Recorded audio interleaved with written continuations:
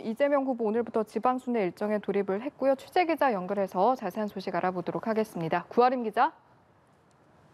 네, 민주당 이재명 후보는 방금 전 국회에서 이 메타버스 출정식을 갖고 먼저 울산으로 출발했습니다. 메타버스는 보셨다시피 매주 타는 민생버스라는 의미인데요. 주말마다 특정 지역으로 가서 생생한 민심 살피겠다는 취지입니다.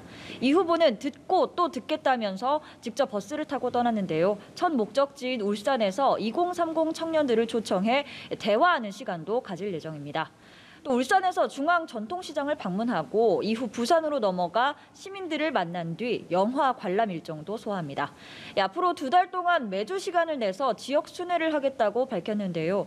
여러 지역 유권자들과 접촉면을 넓히고 특히 최근 지지율 부진을 보이고 있는 청년층과 적극 소통하겠다고 합니다. 네, 광주 봉화마을에 다녀온 국민의힘 윤석열 후보, 오늘은 외교 행보 첫 발을 뗀다고 하죠. 어떤 일정입니까? 네, 그렇습니다. 광주와 봉화마을에 가서 통합을 외치고 온 국민의힘 윤석열 후보, 오늘은 외교 행보에 나섭니다. 방금 전 국민의힘 당사에서 데니얼 크리튼브링크 미국 국무부 동아시아 태평양 담당 차관보를 접견했습니다. 그동안 대북 정책과 관련해 국제사회와의 공조, 특히 한미 동맹 강화를 중시해온 윤석열 후보, 어떤 메시지를 내놓을지 주목되고 있습니다. 또 오후에는 서울 외신기자클럽 간담회에 참석할 예정입니다. 윤 후보가 국민의힘 후보로 결정된 지 이제 일주일이 지났는데요. 행정이나 경제, 외교 안보 등 여러 분야에서 전문성이 부족한 것 아니냐 이런 지적도 있는 만큼 앞으로 정책 행보에 우선순위를 둘 것이라는 관측입니다. 네, 대선 레이스가 본격화되면서 여야 공방전 상당히 치열해지고 있죠. 특히 특검 도입 문제를 놓고는 상당히 지금 첨예한 상황이죠. 네, 그렇습니다.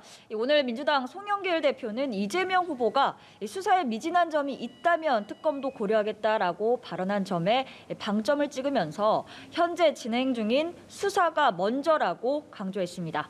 송영길 대표는 13번의 특검 모두 검찰 수사가 마무리된 뒤에 시작됐다면서 이 후보도 검찰과 공수처의 수사를 다시 한번 강조한 것이라고 말했습니다. 그러면서 윤석열 후보가 연루된 고발 사주 의혹 관련자인 국민의힘 김웅 의원 등이 지금 수사에 적극 협조해야 한다고 압박했습니다. 반면 국민의힘 김기현 원내대표는 다수 국민은 검찰 수사에 더 기대할 게 없다고 생각한다면서 지체 없이 대장동 의혹과 관련해 특검을 도입해야 한다고 촉구했습니다. 김기현 원내대표는 검찰이 조사에 불응하고 있는 대장동 게이트의 핵심 인물 중 하나인 김만배 씨를 빈손으로 풀어주려는 건 아닌지 우려된다며 현재 진행 중인 검찰 수사 상황에도 불만을 드러냈습니다.